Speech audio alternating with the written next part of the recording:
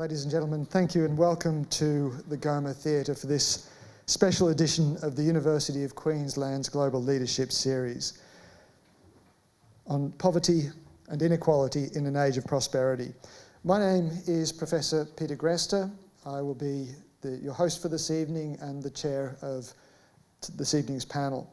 I'm going to introduce the panellists shortly, but first let me begin by acknowledging the traditional owners and their custodianship of the lands on which we meet today.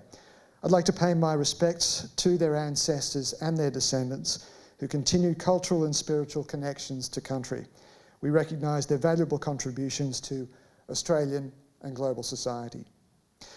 Before we go any further, a few housekeeping issues. Please do keep your phones to silent. The toilets, for those of you who didn't notice, are just outside that exit or the entrance that you came in on and around to the left. And of course, the exits, should there be an emergency, are to the rear and just to the right of the auditorium. Now, earlier this year, Credit Suisse published its annual Global Wealth Report. And according to that report, Australia tops the world for median wealth per adult. It also found that almost 1 in 10 Australians is a dollar millionaire. Earlier this year, of course those rankings change according to how you do your sums. We don't have the highest per capita GDP. That honour belongs to Luxembourg. But by any measure, Australia is an incredibly wealthy place. But, and this is a big but, the Australian Council of Social Services reckons that almost 14% of Australians live below the poverty line. And poverty is even higher amongst kids. For Indigenous communities in remote areas, that number is more than 50%. To be considered below the poverty line, you need to be living off $34 a day or less. To put it in context, that's slightly more than the price of the ticket that each of you paid to get here this evening. And by the time you add the cost of transport and parking, most of us will have spent the daily budget, for something like 3.25 million Australians. How is it that we find ourselves in this situation? If we've got so much wealth, why are so many Australians struggling so much? Is it just a stubborn function of human societies? Is it just something that we have to live with? Is it the responsibility of the state? Is it the responsibility of individuals? And what role does civil society have to play? Well, this evening, we're certainly not going to be able to answer all of those questions. I was speaking to some of our panellists earlier, and as Tim Nicholls pointed out, this has got to be one of the most studied, one of the most vexed areas of social policy in history. But we're going to have a crack at unpacking some of these bigger topics. Before I let me introduce our panel now. First of all, I'd like to introduce Karyn Walsh, AM. She is the CEO of Micah Project, a not-for-profit organisation committed to social justice for the disadvantaged and marginalised people. Karyn, welcome to the stage.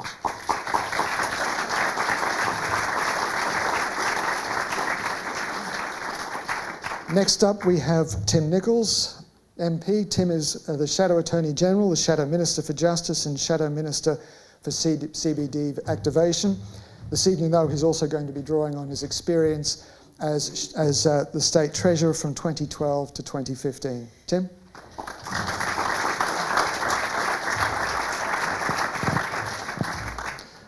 Joshua Creamer is a lawyer specialising in class actions and native title. He's a Wanya and Kalkadoon man, and he successfully led Australia's largest ever human rights case. That's Pearson versus the State of Queensland, otherwise known as the Stolen Wages case. Joshua?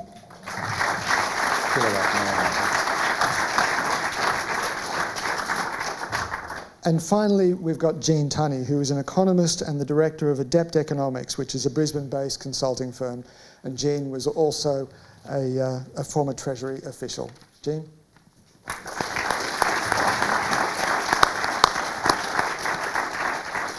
Ladies and gentlemen, before we get underway, I'd like to begin by showing a brief video from Caboolture.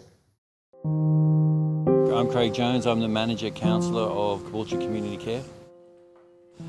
We are an emergency relief and counselling service. That means we help people with financial and material aid. Thank you very much. The emergency relief service, we have on average about 7,000 a year. My name is William McCord. I emigrated here in 1974. My main source of work was real estate. You know what couch surfing is? I could have done that, but I'm not one of those people. I don't like infringing on other people's family life, if you want to call it that. There's not enough in this town to support the working people. Now, instead of one member of the family working, you need two. And some of them need two jobs just to keep going, keep a roof over their head. Well, I'm Jenny. I've been volunteering here for over 6 years. I have 5 kids who they're all going through their own struggles. We were homeless 11 years ago. We were just lucky. So coming here and volunteering, I can sympathise with the people that are coming in because I know how much of a struggle it was. I was just lucky I wasn't on the streets. I was able to get into a hostel pretty quick. You're getting a lot of people who are pushed out of the richer suburbs, or they've had to leave the rural setting, or they've had to come from down south, the same sort of thing, looking for work. They all sort of get stuck in Caboolture, and it's become one of the centres for homelessness and accommodation. Like you said, working class or people looking for work. The employment agencies do their best. I know my son has to look for 20 jobs a month. And because there is so many different employment agencies, you've got all these extra people applying for the same jobs. It's the casualisation of the Australian workforce, and that's a big problem around here because a lot of the people are casual, and that's good for business because they don't have to pay you overtime and they don't have to pay you sick leave. But it's also, because you've got a lot of people on Centrelink payments as well, it sort of works in the benefit. So if they don't want to employ you, they just don't give you shifts. Actually, the numbers during COVID actually did drop a little bit, and I think that was because they did get that extra money and extra payments, because the average person out there is sort of living from week to week sort of thing. I was even mortified to think that I would end up in one room, living and renting in one room. And I believe this is only the beginning of the one-room system, because the one-room system is beginning to spread like wildfire, because people cannot afford the rent.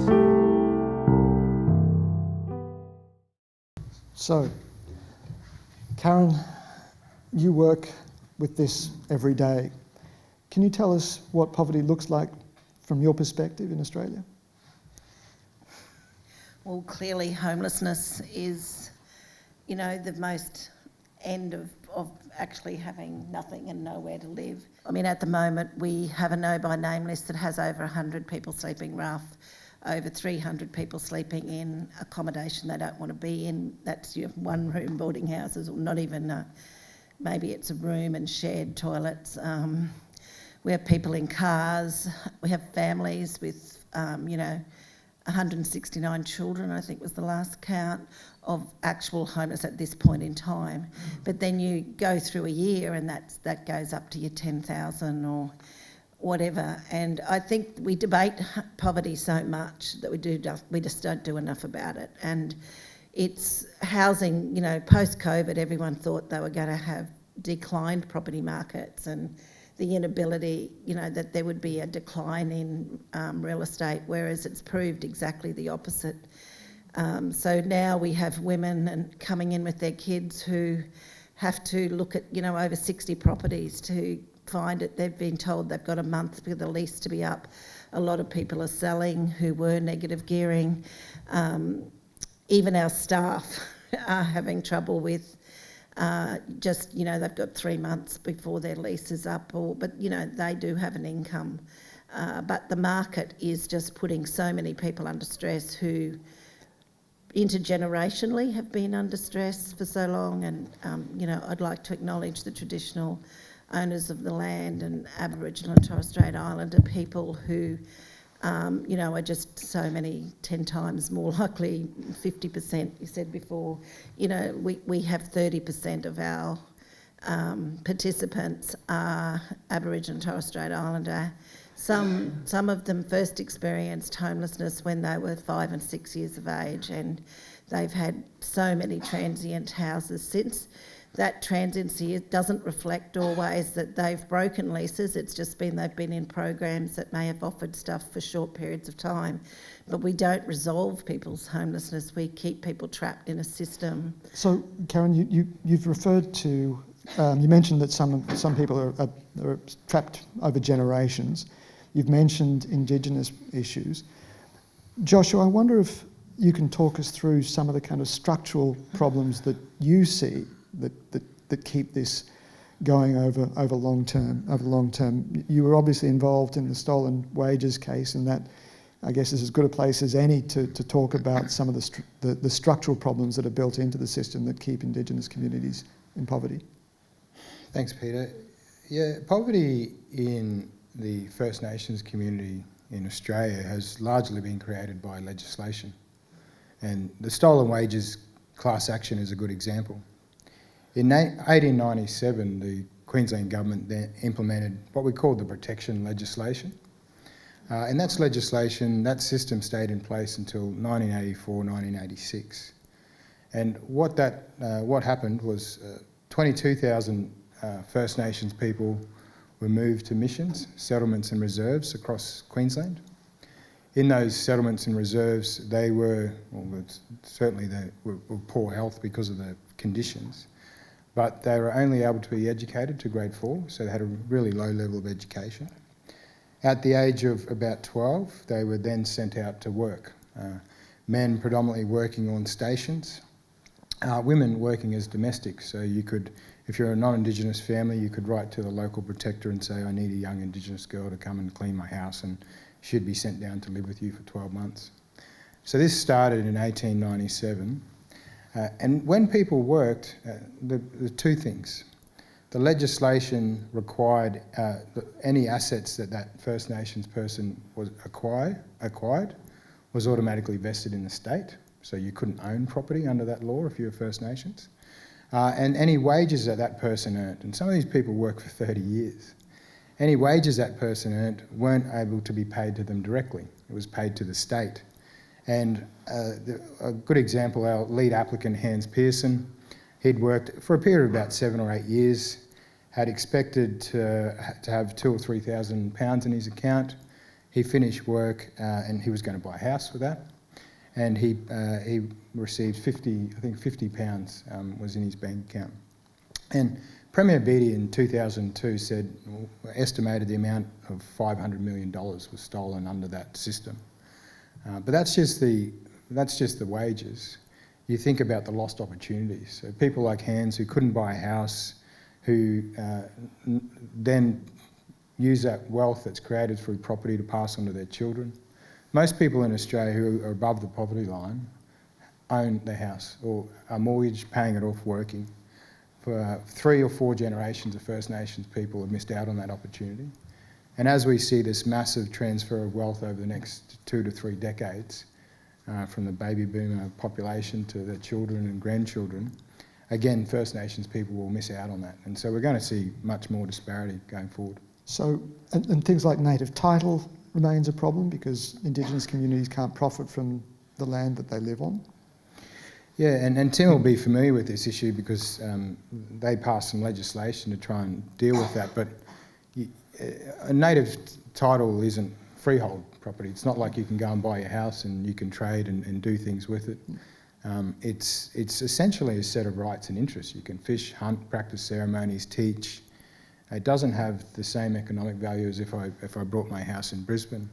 And so, again, people are locked out of participating in the economy because they can't engage with their primary asset.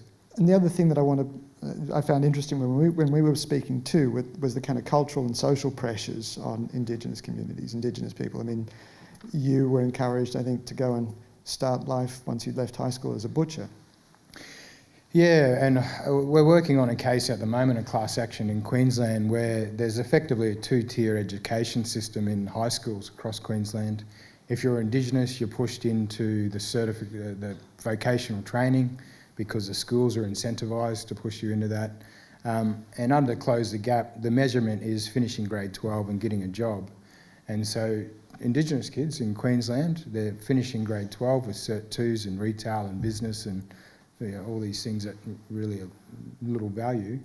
And then they're getting a job in admin, and under the Close the Gap, the training organisation or the NGO is incentivised. If you get a job as a clerk and you stay in that job for 6 months after grade 12, the NGO's paid a couple of $1,000s.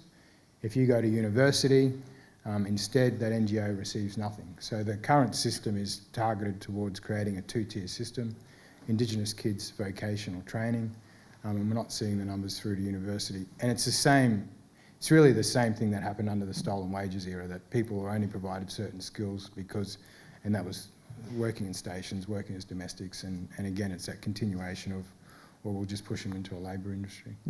Tim, we're talking about really deeply entrenched structural problems. I mean, these are problems that run across generations. It's not quite clearly, as we saw in the video from Caboolture, whether it's places that are marginalised, that don't have the same kind of economic opportunities, or particular communities, whether it's Indigenous communities or older women single women over the age of about 50 who, and we'll talk about them shortly, but they're the ones in Australia who are most at risk of homelessness. That's got to be the responsibility of governments to tackle, surely. I think if you look at the last 25 years, our responses to tackling things like homelessness, issues of private land ownership for Indigenous people have not really advanced. And in fact, if you look at the flavour of support at the Commonwealth level over the last 25 years, their housing policy has changed dramatically over that period of time. At the same time, the states who have traditionally run through originally housing commission operations, the provision of housing in the 50s and 60s, the 3-bedroom typical family house on an 800 square metre block, are now holding something like in Queensland 65% of the stock is over 55 years old. And the income that's being derived by the state is not sufficient to maintain that property. And those properties are often unsuitable for the times that we live in. And the states have also found it difficult to change their policy settings. One of the big initiatives that we considered was the Logan Housing Renewal Initiative, which would have seen 2,600 new units of housing accommodation constructed over a period of 10 years or so. And that was designed to address some of those issues. Now, that program hasn't gone ahead, and so that initiative and that provision of that housing in Logan, an area identified as disadvantaged, hasn't changed. So there are structural issues that have not really been dealt with for 25 years that have led to the housing problem that Karyn and that Joshua have spoken about, and that is really a very significant issue. Without housing, without affordable housing, it really makes it so much harder for people then to go out, find a job, get an education, deal with the family issues. But so is that a failure of government, though? I mean, you mentioned how stubborn this is. The ACOS said that in 1970, the poverty rate in Australia was 13.1%. It's now 13.6%. That's incredibly stable and stubborn. We trap people.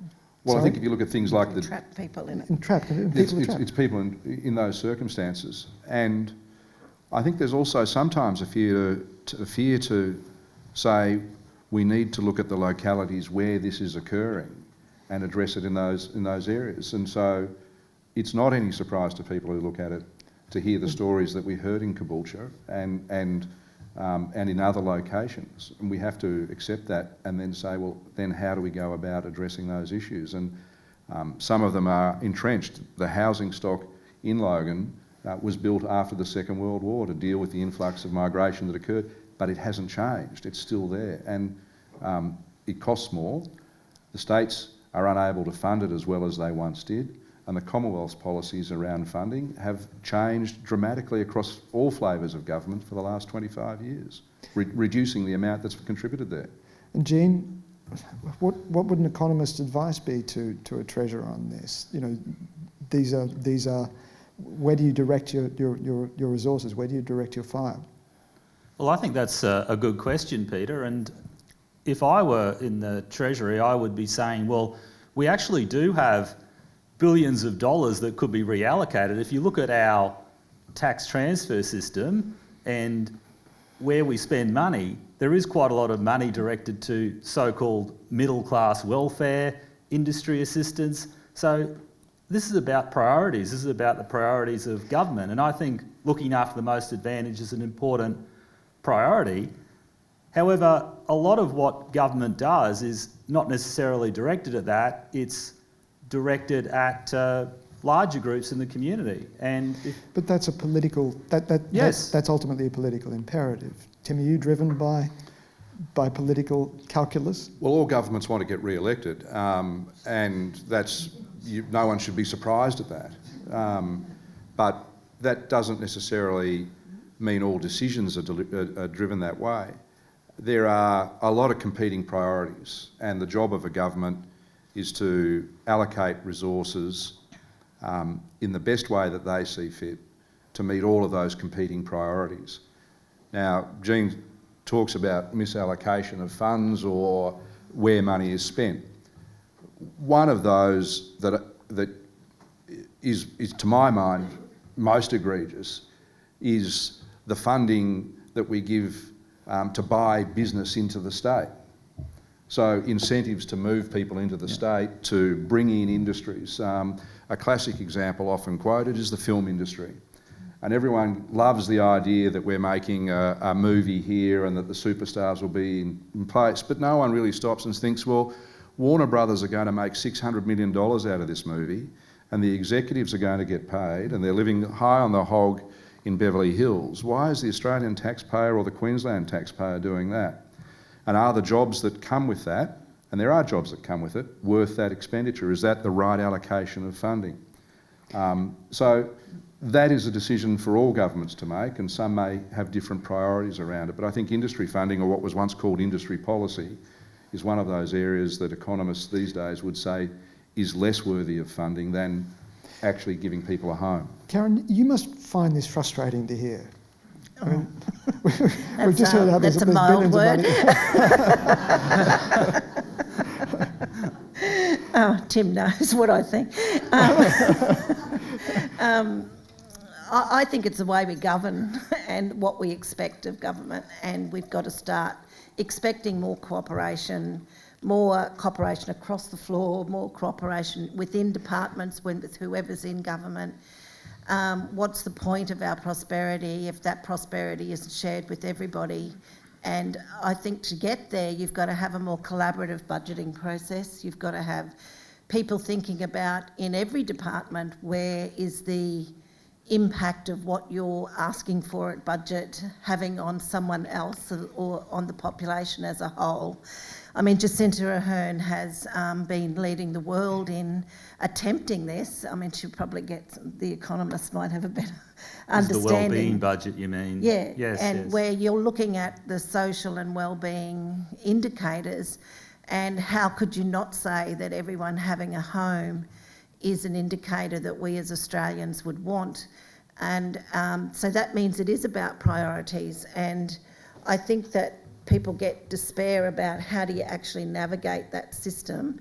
I mean, you know, when government say to me now there's no money, I just say, don't believe you. You're getting plenty of income from transfers in property, there's increase in gaming revenue, now I'm not saying that there isn't a lot to share around, but where are the priorities? And, you know, I think that, where was it today? The Prime Minister got into trouble for rent. Was it a European country? Not paying it or not receiving it? No, for changing. for rental policy, and sorry, I can't remember, but it's a European country where clearly housing is a political imperative, that you know, that changing the policy that was impacting on however they had their rental schemes was becoming something that was going to impact on them politically. So for some reason, the current Commonwealth government doesn't believe housing is their thing for disadvantaged people, but obviously it is for people doing renovations. You know, it's really, I don't understand that of any government and I think all governments of any persuasion need to, I don't understand why they can't see housing, and it's not one size fits all. It is what Tim said about being place-based. There isn't a community in Australia that wouldn't have issues around housing and matching their housing and their jobs, and who are the people that, and the caring economy. I mean, how many people can't work because they're caring for children, caring for older women? I mean, women bear the burden of poverty in this country. Like, the head of households that are most at risk are women, single women with children, older women. So, you know, we've got to get these things sorted in terms of priority, and today is the first day of the 16 days of activism for gender equality and violence against women. So Orange the World, if there's any Zonta women here, they've been great there leaders. Are a few up in the back there. In promoting Orange, the Orange the World campaign, and these things are all important to raise awareness. We need to, one of the things that came up in the video and that was mentioned several times was casualisation of labour and the way that works for business, but doesn't really work for employment and for workers, and particularly those that are living on the breadline. Jean, has increased casualisation, do you think, had an impact on poverty? Yeah, that's a challenging question, Peter. I mean, as an employer, I actually think casual labour is a positive thing. I mean, it means I'm more likely to hire someone and to give them hours. I mean, it's a trade-off, right? So if you're casual, you are getting paid a higher rate, but you're losing those entitlements. So you are compensated for the casualisation. So look, it may be part of the story. Insecure work, sure, that's going to make life difficult for some people. I accept that. But generally, I think having a casual employment option is a good thing, because it actually will increase the amount of employment, because employers they'll be more likely to take someone on because they're not worried about the ongoing liability of having a permanent person. I mean, that didn't sound very nice, but that's the thing. I mean, it's good having casual. You've got more flexibility. It does give you flexibility, but as we heard in that, it also creates a great deal of uncertainty and pressure and psychological pressure, Karyn. Well, to move forward financially, you have to give proof of income. You can't give a proof, you can't go to your bank, you can't go to anywhere to get positive credit. People can go and get negative credit, like the schemes that they're paying enormous interest rates on, and they're proposing now to be able to do that in restaurants. You know, it also impacts on how we define poverty, because, you know, people are moving in and out of it too quickly with casual work. Like, they can't plan, like women cannot plan their childcare. They can't plan if they are the carer of a partner or a mother or a father, an elderly person. They need to be able to have sick days and have days that for their own well-being. Otherwise, we're just burning out and people then have to drop out of work altogether. I think it's overused. I'm sure there's, you know, we employ people casually, but only for short periods of time to do specific things, not as a general principle. Like, as soon as we know this person has a job for a length of time, that they've got security. We want people to be able to go to the bank, be able to do what they can do to get ready to purchase a house or pay their rent. Like, you've got to put in all your financials to get your real estate assessed, and you get penalised on your welfare payments. And if you can't, you know, we saw the robo-debt incident. That's partly because people can't predict what they're going to earn from fortnight to fortnight. So then they fall into that. Then they can lose their Medicare or their pharmaceutical benefits once you go over a certain... so there's lots of navigating. Like, being poor is a really full-time job. Like, there's so much stuff that you've got to do between systems. And when you're also a carer with unpredictable things to deal with every day. So I just don't think the economy understands the life of people. And what we need to understand is how people's life plays out, how unpredictable it can be. That isn't being lazy, it isn't being unmotivated all the time. And it's the same with education. How do we get people to be able to access university degrees? But, people just can't get ahead and maintain all these, and we see it with women, with young people, with men, but it's really highly something that impacts on women's lives and young people's lives because they give up. And we've got, in fact, in the audience, we've got Professor John Quiggin, who is a UQ economist who's also done some work in thinking about casualisation of labour. John, what are your thoughts on this? Do you think casualisation is a good thing? Is it helping business? Well, I mean, casualisation is one of a number of developments over the past 40 or 50 years which collectively have contributed to driving down the wage share of national income. So if you look at industrial relations reform over the past 40 or 50 years, almost every measure has been, for example, to make it more difficult for unions to organise, more difficult to go on strike. A whole series of measures you can look right back to the 1970s and changes to the Trade Practices Act, which prohibited striking in sympathy, right up to restrictions on pattern bargaining and so forth, and a general push also for not only casualisation but turning employees into contractors, the gig economy and so forth. So all of those measures have had the effect of depressing the labour share of income, and that feeds down into poverty and ultimately into homelessness. These are, in some sense, the ends of a long tail of a distribution. So I think when you try and pick out any one of them, you can say, well, look, casualisation is not hot or bad, and most of it occurred quite a while ago. But you add them up all together, and every single measure has pushed in that same direction. Tim, we need to move on fairly quickly, but I do want to give you an opportunity to respond. I mean, as politicians, governments are caught in this really difficult situation where you need to encourage business, but at the same time, the kinds of thoughts that John and Karyn have been talking about are quite compelling, aren't they? Yeah, there's no doubt that casualisation over a long period of time has changed the dynamic of the workforce. I don't think Australia is unique in that particular regard. That has been a trend that's been around for a long time. That doesn't make it good. No, it doesn't, and I'm not suggesting that it does. But what it does, I think what it also allows, as Jean has said, is for a large number of people who would otherwise not be employed to be employed and to earn an income that would not otherwise be there. And that's young people working in retail at times that suit them so that they can go to university, that they can go and study, that people can go out and, if you like, work at times that suit them, that best meet their requirements, whether they're in a family situation or not. So it comes with some benefits as well as with the obvious difficulties that have occurred. And over that same period of time, there's been a massive change in Australia's tax and transfer system. You recorded the figures earlier in relation to the rate of poverty since the early 70s, and I think you said 13.1 to 13.3.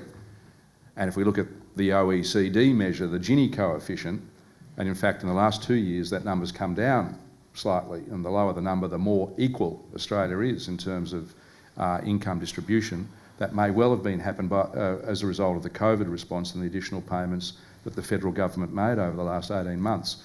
So no one thing in isolation is causing these issues, but that tax and transfer system works to reduce that inequality and to actually provide a lot of balance to people as a counterbalance to the rise of casualisation. Can I just say, Peter, I think some of these comments really, and I'm just referring particularly to the more rural and remote Indigenous communities, I think people would love to have a job there, even if it was 20 hours a week. The reality is with a lot of these communities, there's just no real jobs. I mean, Palm Island, a population of 2,500 people, there's a fish and chip shop, there's the pub, and there's the store which the state owns. The jobs... and the school. And the school, but predominantly people, school teachers, nurses, police, they're all flown in, they're not from the community. The only real jobs there we're talking about 20 or 30 real jobs, a population over 90% unemployed. And these are artificial communities created by government under previous legislation. And I mean, it's the same, you go to Borroloola, MacArthur River Mine, 50 kilometres up the road. You go down the road and people are living in sheds. They're living in shipping containers. And it shows you that disparity. And I just want to emphasise this, that for that part of the Indigenous community, I'm not talking about the entire 700,000 Indigenous Australians, but that part of the Indigenous community is an industry in and of itself. There is so much money spent, on bureaucrats and NGOs and on the education system, on the policing, on housing, not going to the people who are affected, but by creating an industry. Northern Territory, I was up there recently and I said to someone, what's the primary industry up here? He said, we are. Just have a look around. And they'll tell you the same thing on Palm Island. You just have to sit there and watch the plane during the day and everyone flies in with their little books and their coloured T-shirts and stuff, and then they jump on the plane and fly off in the afternoon. Yeah. Keeps a lot of people employed. Yeah, I think it'd be good to ask Josh about this, because I've seen Warren Mundine has argued that, a lot of these remote communities, what they need are actual working businesses, thriving businesses, and there have been some issues with arguably a lack of proper support from the Commonwealth to help establish entrepreneurial Indigenous businesses. And I know that there's a lot of potential with potentially an Indigenous or ecotourism, so I'd be keen to hear anyone's views on that. Look, I agree. I think it's an economic solution. You can't go to a community like Palm Island and not have an economy. I just would not picture a non-Indigenous community in the same position. It's 100% import. They import all their food, all their labour. They were building houses on Palm Island and they were flying in young 20-year-old non-Indigenous painters from Townsville to do the painting. And this is what Indigenous communities are missing out on, the ability to engage effectively in the economy. And without land ownership, you can't get a mortgage, so you can't invest in a business, you can't borrow to expand it, and that flows into that as well. One of the problems it seems one of the other problems, of course, is that the Indigenous communities are numerically low and politically invisible in a lot of respects. One of the other groups that is quite invisible is single women over the age of 50, the one sector of Australia that's more vulnerable to homelessness than any other. Let's just have a look at a video now from an organisation called Sharing with Friends. Hello. Oh, hi Peter. Maggie Shambook knows about low-cost housing. She works with Q Shelter. It's an organisation that finds homes for the most vulnerable. We meet along with her friend Jane at another friend's home. Both are single and, like some 400,000 women across Australia, they're on the verge of homelessness. We're very good at hiding it. What we did was, a lot of us, we would do things like live underneath someone else's house in a garage that somebody had set up for us. We did house sitting. A lot of house sitting's being done by a lot of women. The housing boom has been great for a lot of Australians, but a disaster for those women who gave up their careers to care for the family and later found themselves single with little super, no assets and no home. I'd ring up and apply and they'd say, well, how old are you? And they'd say, you're too old, it's just for young uni students. So that was what I could afford, basically, what an entry-level uni student could afford. Come and have a cup of tea, girls. Ooh, fantastic. To meet that urgent but hidden need, retired businesswoman Susan Davies is developing a project called Sharing with Friends. It's a new model for shared accommodation, affordable, comfortable and dignified.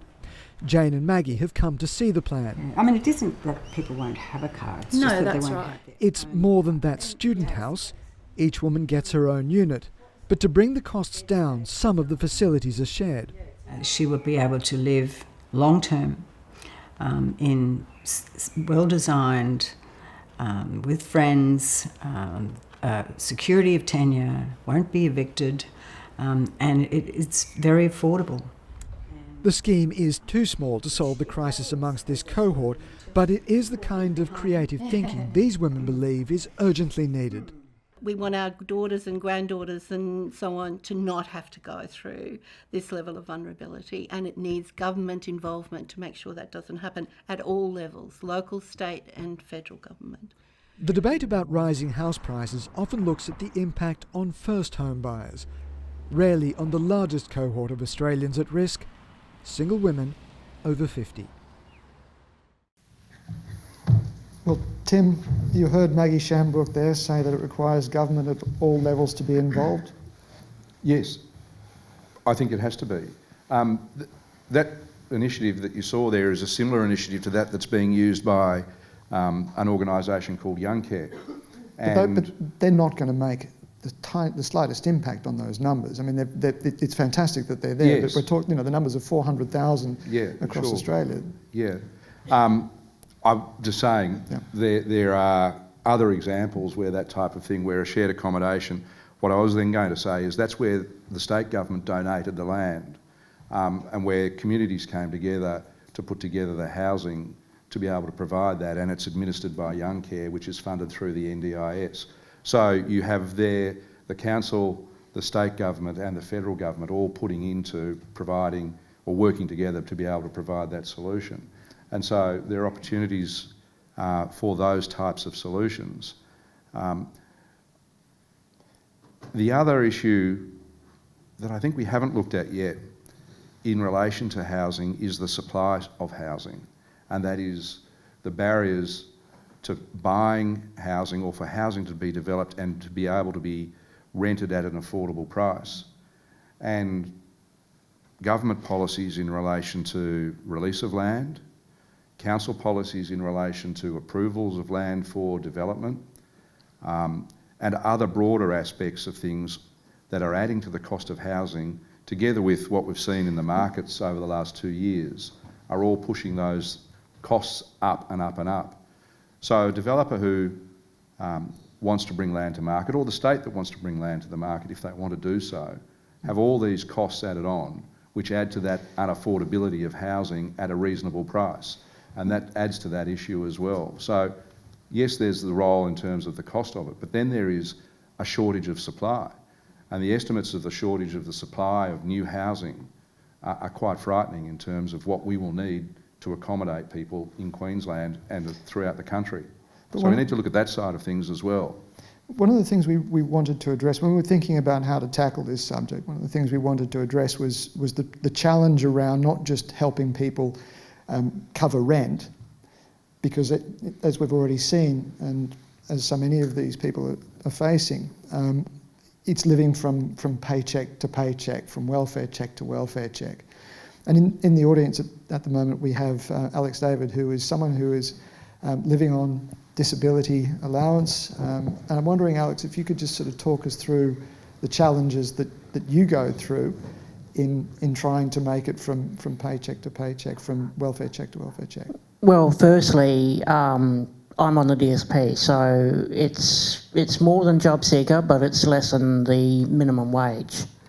So, and I'm on it because I was born with a chronic illness that will be lifelong. So for me, I've got not only the normal costs of bills of like power, water, food, drinks, etc., but I've also got my medications, and I'm like on 8 different medications. I've also got my medical supplies, and I take a whole room of medical supplies. I've got a medical room at home.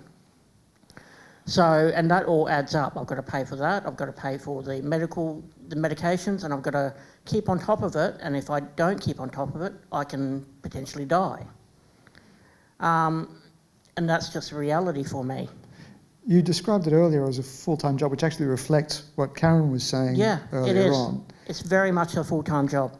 You've got to stock take all your medications, you've got to stock take all your medical supplies, you've got to put your orders in, so you've got enough supply at all times. So can I ask you, can you ever see the possibility of getting enough financial security to start doing, I guess, what Tim was suggesting, and that's finding your way into a home? The problem is if I, say, get a job and I start earning more than a certain amount, I'm going to start losing concession rates and stuff like that, and my costs will skyrocket. So I'm kind of incentivised to stay on the DSP because it makes it somewhat more affordable, but not completely, but because I'm often out of money before I next get paid. Because one of the things that, thank you, one of the things that is quite apparent that ACOS points out is that the income that the top 20% earn is 6 times the income that the bottom 20% earn, but the top 20% of the country holds more than 90 times the wealth of the bottom 20%, and it's that wealth that actually provides the cushion that keeps people from slipping back into poverty. How do we create the smaller steps on that ladder that ultimately lead to a housing, a deposit for a house, Tim? How can you possibly start transferring wealth or building a base of wealth that people can use to buy their way into the property market, which is an aspiration for so many? Well, I think that our system is designed to take a little bit of that into account, in the sense that if I have $300,000 and I invest it in an investment bond and I get 5% back, that'll pay me around about $16,000 a year, which will roughly be the equivalent of a job seeker allowance for a single person. So the wealth side of things has been taken care of because the person receiving job seeker is receiving that 5% return without the $300,000 necessary to be able to do that. And so I think there's a lot of debate about whether the wealth that people have is necessarily determinant of the income that they have and what they need to spend in order to be able to maintain a lifestyle and look after themselves. And we will see, I have no doubt, in figures to come out over the next 12 or 18 months, an increase in the wealth that's held by Australians, because we've seen the increase in property values that's occurred. So a redistribution of that money is not going to solve an income problem for people who don't have enough or are looking to see an increase in those matters. What we have to do is use the money that is already collected in a better way in order to get that money out. But certainly a wealth tax or an unearned capital gains tax or an unrealised capital gains tax won't necessarily solve the problem of an income inequality problem. Jean, do you see a way of redistributing wealth and moving wealth around in a way that creates some kind of baby step for the poorest? Well, the first thing I'd say, Peter, is that there's this big discussion about inequality of wealth, and Australia is actually pretty good in that regard. When we're actually in the bottom half of the OECD on inequality of wealth, if you look at the data, we're actually doing reasonably well compared with somewhere like the United States. I mean, in the US, you've got, I think it's the top 1% with, was it nearly 50%, and top 10% with 80%, whereas we're more like the top 10% is around 50%, which is the OECD average, and our top 1% about 15%. So we're not as skewed as other, as say the United States, for example, or emerging economies. We've actually done well in that regard. So that might be true, but our poverty rates are slightly higher than average, across the OECD, and that's the paradox, isn't it? We have the wealth, but we've also got relatively, well, not relatively, but we're pretty much slap in the middle of the OECD numbers. Yep, and that's the case with income inequality too. We're around the middle. So we are doing better than the UK and the US, but okay, we're not doing as well as some Scandinavian economies or Germany or France. Okay, yep, that's correct.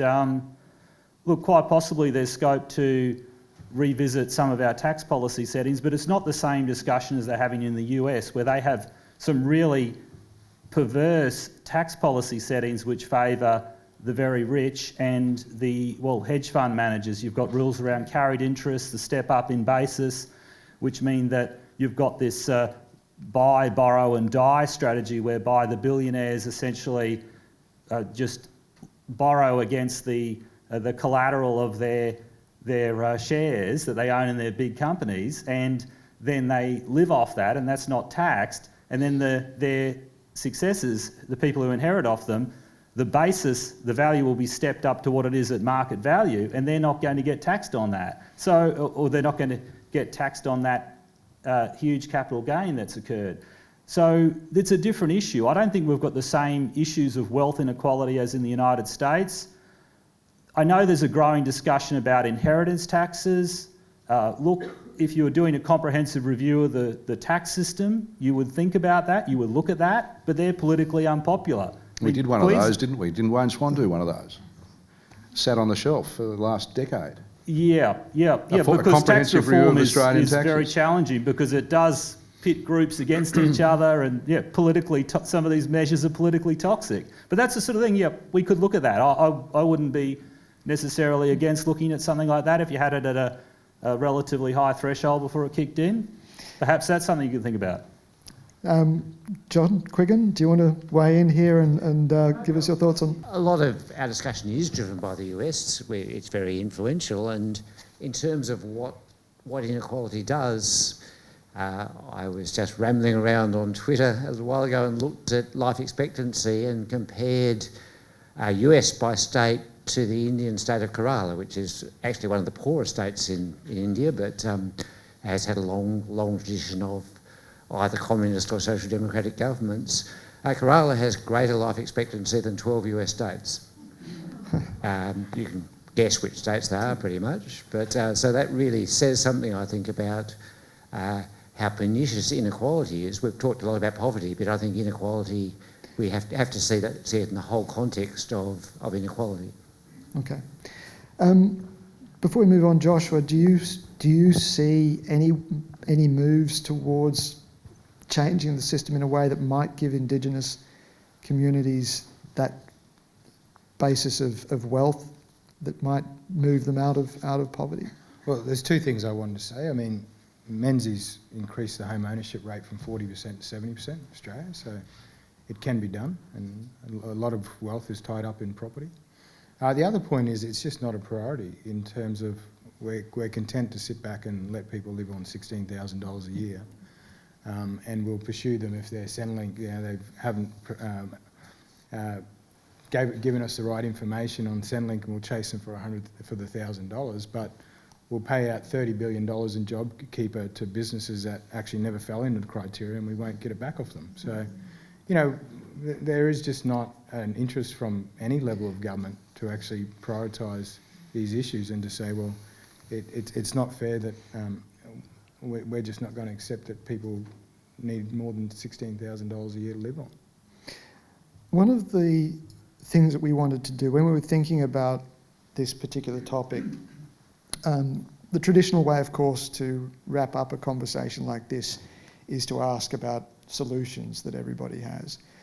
And we felt that we're not going to get very far if we start talking about solutions, but one of the things we did want to consider was COVID, and the way that COVID had created a kind of natural experiment in massive government interventions when you end up with a rather unique political opportunity. Now, if we can just go through some numbers from the COVID interventions, the cost of COVID to the Australian economy. JobSeeker gave Australians an extra $80 a week, those that were looking for jobs, and that amounted to a cost of $3 billion per year to the Australian economy. JobKeeper went to 3.8 million workers, and they received an extra $600 a week, and that added up to an extra $70 billion to the economy. Now remember, that was a payment to keep people in their jobs. Politically, I think that was perfectly acceptable. There wasn't a great deal of debate about that. Everyone recognised that we needed these kinds of radical measures. The economic support that in total cost Australians $291 billion. That's 14.7% of our gross domestic product. Now Japan spent 54.9%, the US 26.8% of its GDP, and the UK spent 11.8% of GDP. So in overall terms, we spent a lot of money, but it was politically palatable. And in the overall global scheme of things, it wasn't the top, but it certainly wasn't anywhere near the bottom. And the total welfare budget for Australia is $180 billion a year. Now, Tim, is this an example of what's politically possible when you end up with this kind of crisis? Does it open up the political space for radical solutions that we could apply to something like poverty? I think, Peter, more than politically, it was economically an economic necessity to do that. And so at the very early stages, the uncertainty around the impact of COVID, its effect on business, its effect on employment, unemployment, was so large that it necessitated that sort of response. We're now back at a stage where unemployment is now back to 5.2, 5.3%. Prognostications made last year were that the unemployment rate would be over 10%. The rates of business failures have not occurred because of because that money has been put in. Those businesses were kept alive, and other changes have been made. So it was not simply a political necessity; it was an economic necessity in those times of change. But then you're suggesting that there isn't an economic necessity, or at least a necessity, to help the poorest with the kind of radical solutions that actually the government is capable of delivering. Yes, there are, and there was. The sustainability of that over the longer period is the question that has to be asked, and the cost of it is enormous, as you say, and we see that in the budget figures that are produced for the next decade or so, and that has to be paid by someone at some stage. Jim, you're putting your hand up. I'll just make the standard sort of Treasury officer point. I mean, what you're talking about, Peter, is something that would be a recurrent expenditure, okay? So it's got an ongoing burden on the budget. These are temporary measures, and look, there's probably a lot of waste in there. I mean, it turns out JobKeeper was extremely generous. We've learned that now, and I think if they were redesigning it, if they knew how it would play out, they'd probably design it differently, because it was just incredibly generous. But would it really cost that much over a longer period of time? I mean, Karyn, if you gave the people that you work with enough money to get themselves in decent housing and give them a basis of wealth, would they need to keep coming back? I mean, did you see the numbers drop during COVID? There were two directions of COVID, is that everyone must stay at home or you'll be fined, and you were doing it for the benefit of yourself and the community. If we applied those principles to housing and income and healthcare as a basic safety net, our safety nets are completely fragmented, and that's really what COVID also demonstrated. We put people in hotels. Brisbane had 1,700 people in hotels, over 42 hotels. It cost $24 million to do that. I'm not suggesting that you do free rent in an ongoing way, but what people most appreciated when I spoke to people, and I was speaking to people every day, was the level of despair about the future. Like, what am I going to do now? You know, I'm faced with a fine, and, you know, the relief when they got put into accommodation. Then it was the anxiety about what does it mean when we have to leave. But in that period of time that people had double incomes, they felt like human beings. They felt like they had enough money to pay for their medication. They didn't have to go to a charity to pick up meals. They could buy a meal for their family, and they had their family with them. They had their children that may have been, you know, in the watch house, or could have been involved in juvenile justice, or, you know, there were one woman who is this intergenerational poverty that Jason was saying. Like, we've got to look at that in one way, and we've got to look at the rest of the population. You know, it's not one size doesn't fit everybody, but certainly giving people enough income to live on and to really correct, which ACOS has been relentless in asking for, doubling the income of New Start.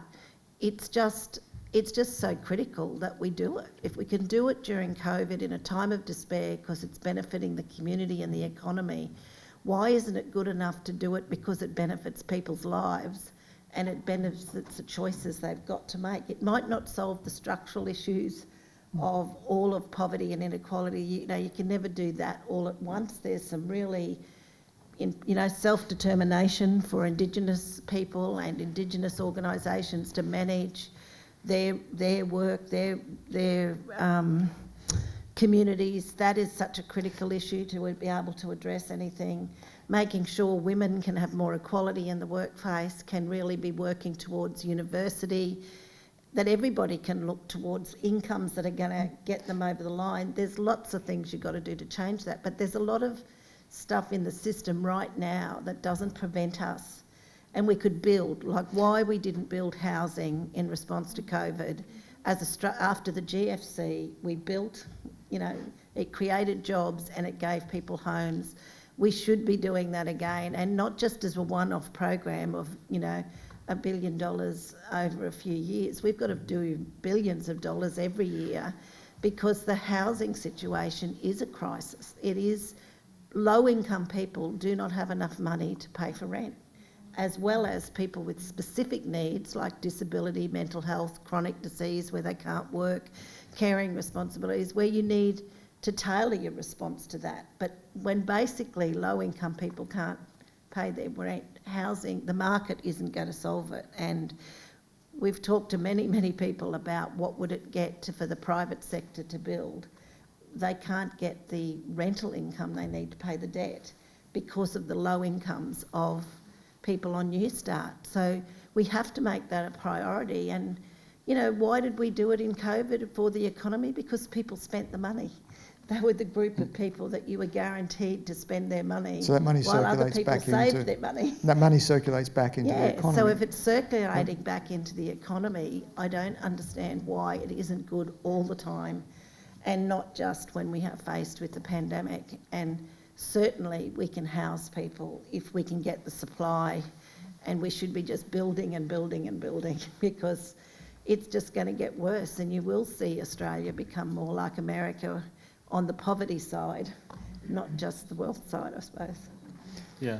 Karyn, can I just make some points? I mean, I'm not necessarily arguing against any of this. All I'm saying is that those were temporary measures, and if we're going to permanently increase some of the benefits, we have to make sure that we can do that in a sustainable way in the budget, which means we have to ensure that we either reallocate spending from other areas, and my feeling is that there's a whole lot of spending you could reallocate if you look at things like subsidies for child. Submarine for a while. Josh? I think the issue with First Nations Australia is non-Indigenous Australia don't want to confront our history. They haven't grappled with it. They don't understand it. That legislative regime I set out at the start, if you understood what our history was, and you understood when you're driving through the wheat belt in WA that those beautiful fields were cleared by Aboriginal people, hands and children, and go up to the Kimberleys, that the pastoral stations up there in the Territory, and then what happened here. If you understood what happened for the 100 years, you'd realise that we're not talking about handouts. We're not talking about, as Twiggy Forrest calls it, sit-down money. We're talking about the wealth that was stripped of these people when they worked. They deserved it, and they didn't get the benefit of it. So do you see a political shift? Do you see a shift in political will with an acknowledgement? No. 700,000 people in the country. The government doesn't care. You're not going to win votes if you're spending money on blackfellas in Palm Island. That's just the reality of it. Tim? I'm not sure I'm quite so gloomy as Joshua is in relation to it. Well, show me the money, Tim. You're in power. Well, we did pass the legislation about freehold land, yes. and we weren't involved in the decision in relation to the stolen wages after our time. But you fought the Palm Island class action all the way to the hearing to the death, and you didn't want to admit any of that. So I can't imagine what you would. Sorry, I wasn't in that. No, that was back. That's 2016. Finished in but started when 2014. Newman came in. Started earlier than that. 2014. The case was on foot for 10 years. 2014, I think. So it was longer. I was a barrister in it. Okay. Yeah. No. I only read the report. So we had an opportunity to settle, and your government came in. The point is, in a way, let's come back to the key point around political opportunity. Surely this takes political leadership to create the opportunity that allows. As I was about to say, in relation to that, the amount of money that has been allocated to addressing Indigenous and Aboriginal issues has increased by about 27%, I think was the number I mentioned when we had a discussion earlier, and is now somewhere in the order of $37 billion since 2007, additional money. And that money has gone into the industries, I think, that you were talking about, and not going into the outcomes, and I think that's where the problem has been. Employing more bureaucrats, spending more money on, rather than directly, as I say, compensating the people where wealth is stripped away, those ancillary services, or those services which create the industry. I mean, like I say, we're talking about 200,000 people probably in that really low disadvantaged area below the poverty line. $33 billion, you could buy them 5 houses each. You know, you talk about Cape York, $130 million. I don't disagree with that. I'd love people to buy 5 houses each. I think that is the economic empowerment. The problem is then we've got 100,000 bureaucrats who don't have a job. That's a problem. But in a way, this speaks. I'm glad you said that, Joshua. I didn't push them out though, like you did. Doesn't this? It's not just about the money. Karyn? Well, I just think we can't just talk about the economy as the money. We have to judge the well-being of people, and we have to have a framework that looks at the economy and the community together, not just the figures and then who you blame for it. Like, the figures are important, sustainability is important, but what is more important is how we have a human dignity in our society, and having a home, having an income, having healthcare, having an education, having a job, they are basic, but we are leaving behind too many people in intergenerational poverty. We're creating pathways that are leading people to poverty, like with the older women, and you know, we have to look at it. But where is the mechanism in governments? Where is the task force on poverty? Where is the task force on inequality? Where is the collaboration between departments to give up something to say this needs to go to addressing inequality and poverty? I don't see those debates happening anywhere near. People are pushing from the outside, but you also need to have it in the inside. And I think that poverty has become a word we don't want to use, because Bob Hawke said he was going to end child poverty and didn't. Well, he was meant to say there was no need for it, not that he was going to end it. But it was, you know, we've got to really understand that if we don't talk about it, we don't make it visible. And you've got to listen to the experiences of people and not just say they're lazy, or that you blame the people because they don't give the scenario that we want them to give. You know, we've got to bring people's lives together. We've got to have community and the economy working together, and governance around how you do that for Indigenous people is really critical. Because, you know, attitudes, racism, sexism, these things are real. They impact on what people have to deal with. So those attitudes have to come with, how do we really believe in human rights? How do we make those human rights real? We are very, very close to time. This is always the frustration with these kinds of events, where there's just so many issues that people have raised, and I would love to continue talking. We do have to wrap up shortly, but I do have a number of questions from the audience. We invited our audience members to pose some questions when they registered, and I think we've got just enough time for a couple before we move on, before we wrap up. And one of those is from Libby Schmidt, who asks, how can we get long-term vacant buildings converted into affordable housing, or at least into emergency shelters?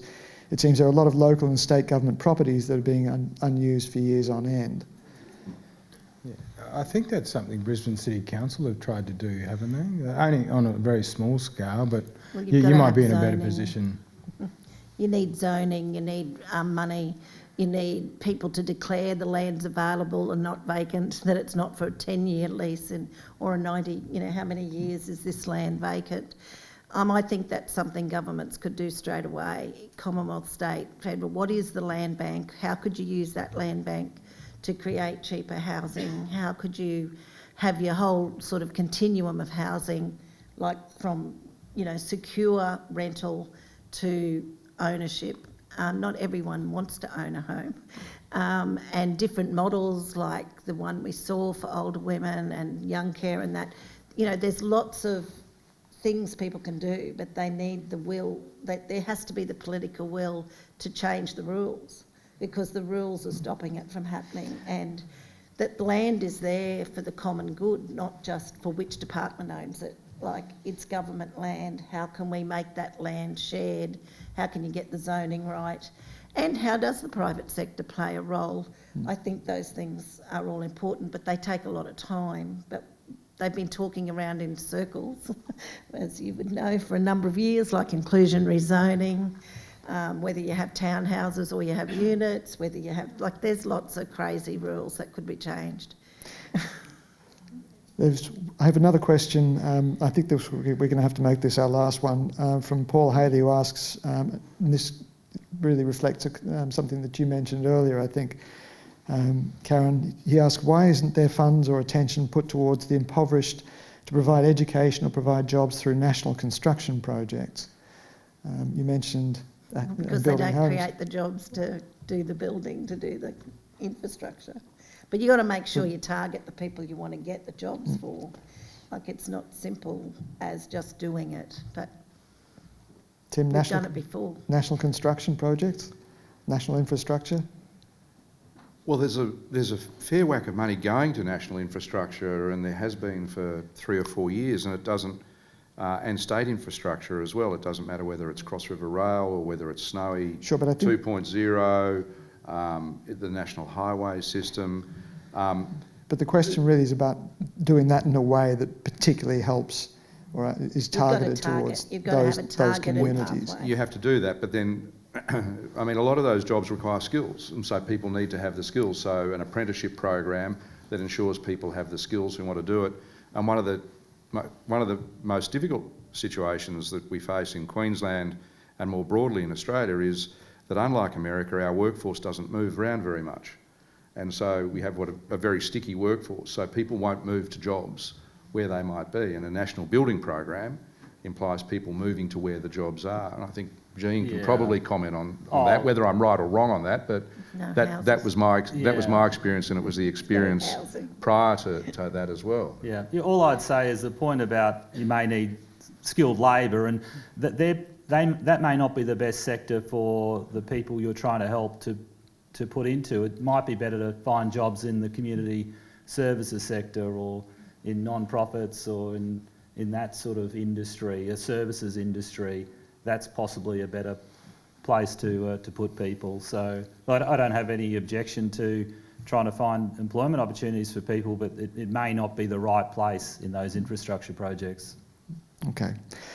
Ladies and gentlemen, I'm afraid we are going to have to wrap this up. Before we do, I just really want to mention my team that have helped put this together. Tom Hawker, Maddie Johnston and Sam Reggie. This is a project that we started, and I'm not kidding, about 6 or 7 months ago, and we've tried and put it off 3 or 4 times through COVID, and it became absolutely ridiculous, and it got to the point where we honestly thought we were going to have to abandon this. I really want to pay my respects to and acknowledge that team for being so resilient and tough and sticking it out and staying with it until the bitter end. We've had a fantastic discussion here. In a way, I was always concerned that we were going to bite off more than we could chew, because we're never going to be able to deal with such a massive, complex problem in the space of an hour. But I hope you will join me in thanking the panellists here for, I think, what has been a really enlightening, insightful conversation. Frustrating because we haven't been able to solve poverty and inequality in the space of this hour, but nonetheless, still wonderful conversation. So thank you very much.